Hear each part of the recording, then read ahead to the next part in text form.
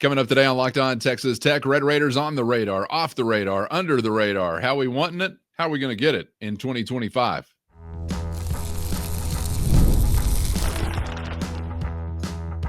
You are Locked On Texas Tech, your daily podcast on the Texas Tech Red Raiders. Part of the Locked On Podcast Network, your team every day.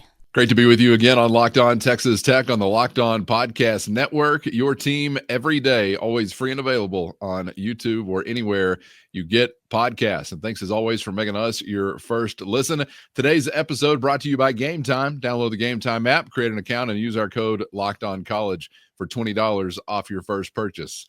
With the only Chris Level, I'm Casey Cowan. Chris, great to be back with you once again, and a few different things to dive into today, mostly in the realm of college football. We'll get to Joey McGuire and the Red Raiders and a Junior Day event recently gone by in West Texas. We'll talk about some of what went down there and what we could expect to see as a result of that. And also want to ask you about maybe with some of the evolution and rules and guidelines that we have coming up in this new revenue sharing era, if maybe high school recruits, like some of those who are attending this Junior Day, are more so back on the radar in some years to come. I don't want to act like they've disappeared, but kind of seems like the trend has fallen out of favor, obviously, in this transfer portal era. So want to get to that with you coming up in just a moment as well.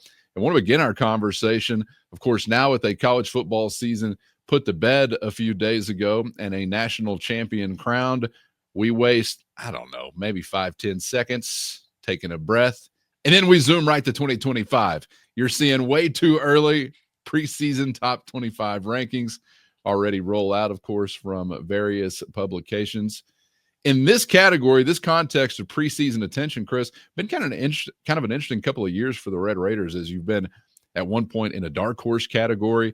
Another point, I think you were so far out as a result of not living up to that dark horse category that you really had to earn your way back to any attention whatsoever, maybe going above and beyond. And I'm really curious now, after this transfer portal investment, roster renovation, maybe what we're in for this time around. I don't know if I expect to show up on a radar or not, but there'll be a lot of curious conversation given some of what we've seen already this offseason, right? Yeah, and if we go back to last year, as it relates to the Big 12, I mean, what was it? Utah and Oklahoma State were just getting all the praise in these kinds of stories and polls and so much talk in the offseason, and they just didn't live up to it. And I think in a way that actually hurt the Big 12. But yeah, the Red Raiders have been, you're right, all over the map a bit, I think. And I think as you look at this offseason just now beginning, because we're, I think, 212 days away from college football getting going again. So you're going to, I think the way we would describe that Texas Tech is going to be seen as a fringe top 25 team. I think you're still closer to the dark horse title for the league championship as opposed to league favorite. Okay. And that's not a bad thing. It doesn't really matter. I mean, again, Arizona State picked last, and guess who's one of the top two teams ranked in a lot of these preseason top 25s? Arizona State is, and then they earned that right. So you'll get your chance. I wasn't sure what to necessarily expect. I think you're getting some publicity, and I think it's deserved. I mean, you just won 8 games, but you do have questions. But you also have this very, very highly ranked recruiting class that I think transfer class that I think people have taken notice of, and I think that is going to get you some respect, but it doesn't make you a made man at all. It doesn't, not yet. And it's interesting because BYU is kind of the paper tiger right now. And again, they won 11 games. They've got a lot back, and they'll be in Lubbock, Texas next year. But that seems to be the favorite, and then Arizona State right behind them. And we can keep going with it, but it's I wasn't sure what we were going to see, but that seems to be the consensus. Yeah, and it does. I think you're right. It does kind of hurt through no fault of the conference's own and its members. It seems like it does kind of hurt some of those preseason darlings, or hurt the conference, I'm sorry, when some of those preseason darlings don't live up to some of those expectations. Prognosticators pencil pushers, pencil necks, whatever you want to call them, are like offended across the country. Oh, you didn't live up to what I said was going to happen? I'm going to punish the league entirely for the remainder of the season. I don't exactly know why, but kind of seems like it goes that way. And maybe that, is compounded even further for the Big 12 now, given that you don't have a brand or a blue blood at the top that people will just de facto feel like, all right, this means this about the conference or this conference's season if they're having success. Now, even when UT and OU were in the league, if it's a Texas Christian Baylor league championship race, the league must be down. Well, the Longhorns and Sooners aren't involved, so the league must be down. There was already a factor there that was similar to that, but that's why I say compounded probably even more now, Chris, where you get even less benefit of the doubt because one of those blue bloods to carry the league doesn't exist anymore. So from an entertainment value standpoint, we all know what that means as far as some of the parity and competition that'll create, but that's a fight you're going to have to continue to wage, right? And I don't know that there's any winning it because, again, you're kind of relying on some preseason expectations, and God only knows what those are actually based on or if they're anywhere near reality. But it kind of goes back to that Big 12 marketing challenge you and I have referenced before. I mean, that people might slough that aspect off, but that is one of the biggest tasks I think Brett Yormark has to attack every day when he wakes up. I mean, I think I think there is no doubt that in some ways you want, and this is tricky. This is a tricky statement to make, but it's like, you want some of the teams that are expected to do well Right. because that's the way it's goofy, but that's the way the sport works. I think when you have like the BYU's and Arizona State's coming, because to contrary to what you said, it's like, well, how dare you not be as good as we thought you were? And then it's like, oh, how dare some of these teams be a lot better than I thought they were? That's the Right, contrarian point, and that's what happened. But I don't think it would. And this is why it was so important to try to win that bowl game and get that ninth win, because I do think that you start ahead of the curve a bit on a lot of what's going on here based on some of this kind of chatter and talk, because you're Sure. already kind of in the party, you're kind of mingling and all that. When you have to come from so far off the radar, there's just way too quick of a whistle, if that makes sense. On hey Yeah. man, tapping you on the shoulder and like you got to go. You didn't belong here. We knew you didn't belong here. You got to hang for a little bit, but off you go. Yeah, where if previously we thought you belonged here, but you had a slip up, it's just a little slip up. Surely you still belong. We're going to keep you. Yeah. We're going to keep you hanging around. Yeah, that's right. It's part of the frustrating part of college football in that preseason narratives and things like that can really drive the bus and create some different levels of work to do for a team whenever they hit the regular season. But either way, win football games, and you're probably going to find your way to where you want to be. There's something about it that is based in, a thought from, again, an expert preseason wise, that this team, X team, is really good. They're going to lead the league. Then that team doesn't turn out to be that. Well, somebody's got to rise and take their place. And I think all too often the experts don't look at that team rising as having a better than expected season or being better than that person expected him to be. It's mostly just like, well, the team we thought was good couldn't fill that spot, so somebody has to. So they're choosing from one of these bad teams, and that's why there's not like credit given for somebody being better than thought. It's just mostly because, well, the one we thought was good, they're not, so somebody's got to be in that slot. It's a very confusing and non-scientific process. That's college football, though, y'all. I don't know, part Chris. of what makes this part of what makes the sport broken. I mean, 1,000%. this is what is really what makes the sport kind of broken, and why those top 25s are really, I hate to say meaningless, but I think we're basically saying no, that there's absolute credence given to them based on the perception of things. And again, the committee, which is ultimately all that matters, is different than like what perception is reality in some cases. I do like though Yes. that what I'm seeing is BYU and Arizona State kind of in most of these preseason top 25s, they seem to be 1 and 2. I think Kansas State and Iowa State are right there as being ranked and talked about and all those things. And I think Texas Tech is kind of like either barely ranked or in the also receiving votes or also considered type category. But Baylor probably has a bit of a gripe. I mean, you bring a lot back in this league, and your schedule is going to have some juice because you're going to get these BYU Cougars at home. You're Yeah. gonna get you're gonna go to Kansas State, and that's gonna provide a great opportunity for you. And Arizona State, you're gonna get a chance to go to Tempe and play those guys. So there's some immediate juice on your schedule of your 9 conference games. There's 3 of them right there that we know are going to be legit tests on paper and otherwise. And I don't know what order we're going to get all these games in just yet and what the schedule is going to look like. But yeah, there's 3 games right there you can circle. Unfortunately, though, for the Red Raiders, 2 of those are on the road. Right. I noticed that among that group Yeah. that you mentioned. Looking forward to seeing how that will play out. And of course, there will be plenty of these things as far as preseason projections to digest as we go along here. Want to get back to the LBK a little bit more specifically, Chris, and ask you about this Junior Day event we just had take place.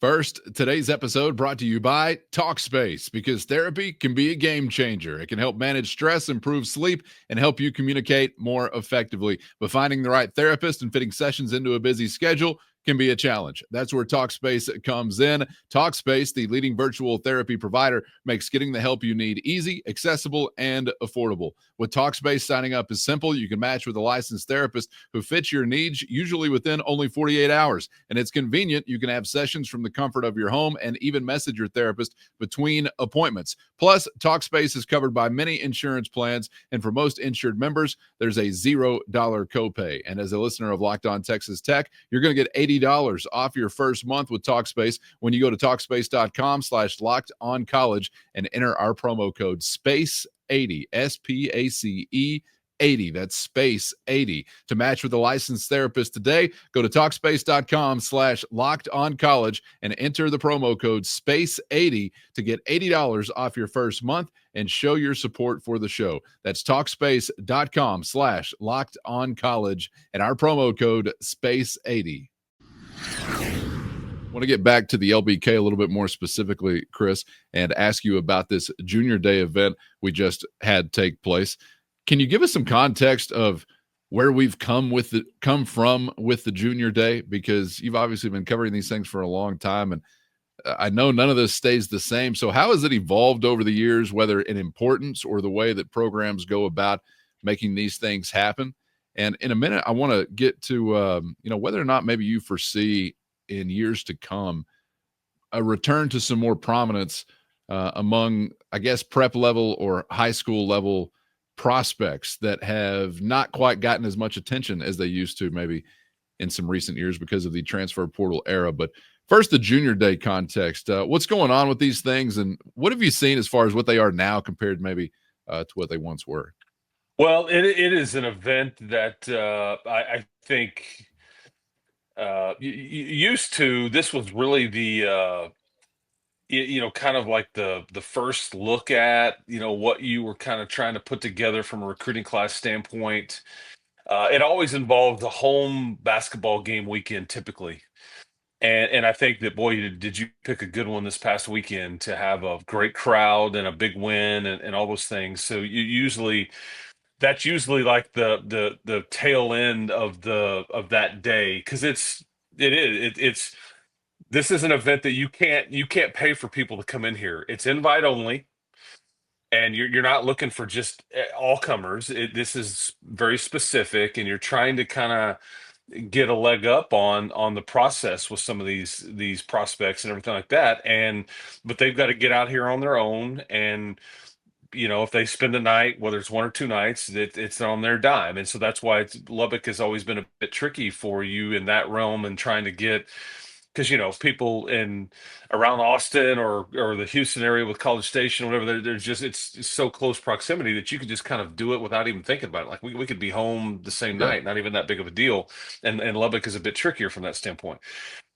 But it is these are a bit more important now than they used to be, simply because the recruiting calendar has been moved up so much that you're talking about, okay, here they are on your campus in mid-January, but you're talking about they will actually officially visit in June.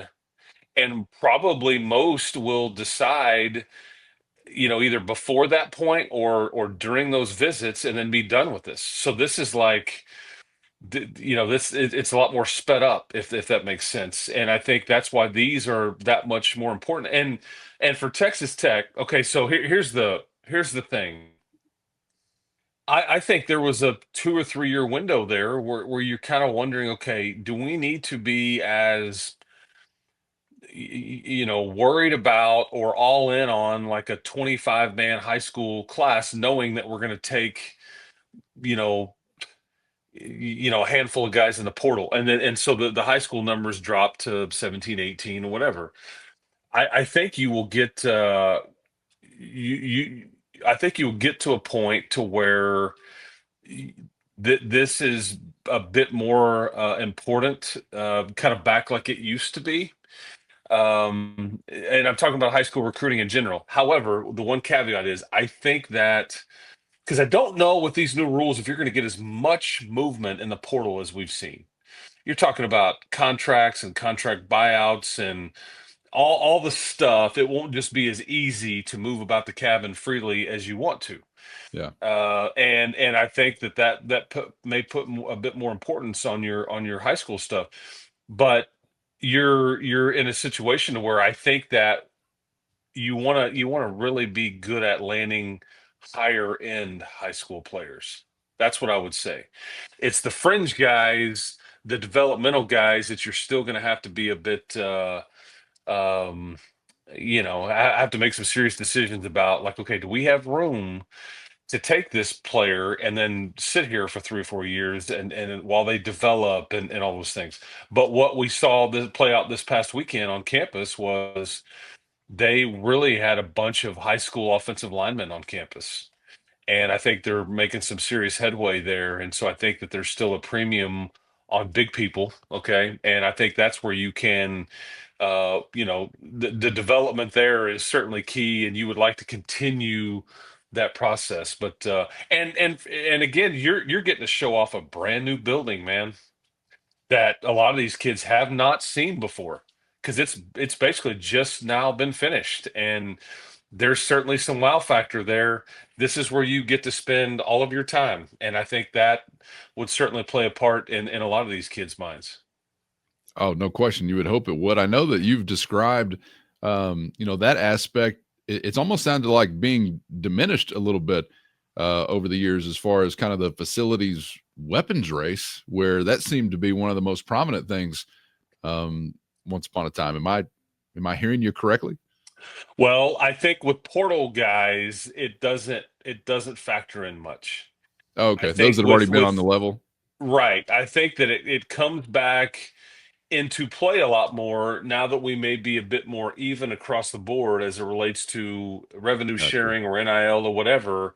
And that's what now flips it back into a bit of an advantage again for you. Not that it's the end all be all on why a kid's going to come to your school, but it certainly doesn't hurt. I No. mean, when you see all the bells and whistles, and when they put their money to say, we are going to give you and put you in a position to squeeze as much out of you as we can, and we've got everything that is known in this space to help you get to that point, from nutrition, sleeping, to strength conditioning, to scouting, to everything you can think of. I mean, there's stuff in there that that I've never even heard of before, that they have available to these kids, just to make life better, or get the best out of them, and all those things. And there's so much technology, and so I think there is a bit of a wow factor there. But for the high school player, I think it, and now that it may be coming back more into play a bit, I think that, and I may be misjudging it, but I don't think I am, based on what I'm hearing. But I think it does have more of a punch to those kinds of players, compared to maybe Yes. some of your juniors or seniors out there that you're getting for 1 or 2 years. Yeah. It's going to be interesting to see this continue to evolve, and maybe what a lot of things are cyclical in life, of course. I don't know if you necessarily describe this that way, but maybe there is some sort of cycle where, obviously, or I guess, given the context of a roster season to season, you place a little more importance here or there on some established guys from a transfer standpoint, or maybe you place more importance on those high school level prospects. Seemed like you would never really want to get away from them if you could, because you want to build that foundation of not only what you're doing on the field, but as far as the culture of your program is concerned. And I think it takes, guys that are spending an extended period of time in the program to help maintain that kind of thing. And I'm sure easier said than done.